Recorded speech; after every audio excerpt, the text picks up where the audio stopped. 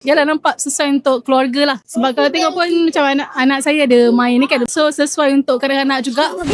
Saya warna daripada Puchong. Tadi just ambil nasi sebab sini tengok Salai Power tu, try power Salai dulu. Okay, memang sedap lah. The rest je macam dia punya kerabu, rasa memang okay lah, puas hati lah. Kita nogori je kan, so kat sini so memang suka. Dan kita pun suka pedas-pedas macam tu. Yalah, makanan pun banyak tapi saya tak cuba lagi lah. Saya akan cuba lepas ni lah. Yalah, nampak sesuai untuk keluarga lah. Sebab kalau tengok pun macam anak saya ada main ni kan. So sesuai untuk kanak-kanak juga.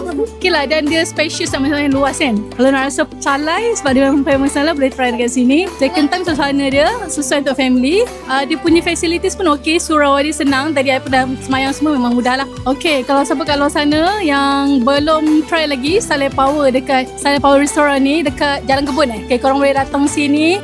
Dia Salai dia memang okey, puas hati. Yang the rest pilihan makanan dia korang boleh cuba, ada kuih muih semualah, minuman, pelbagai minuman. Dia punya harga rasa pun mungkin reasonable jugalah, boleh lah untuk keluarga. Selamat menyambut hari Ramadan. Salai Power memang power.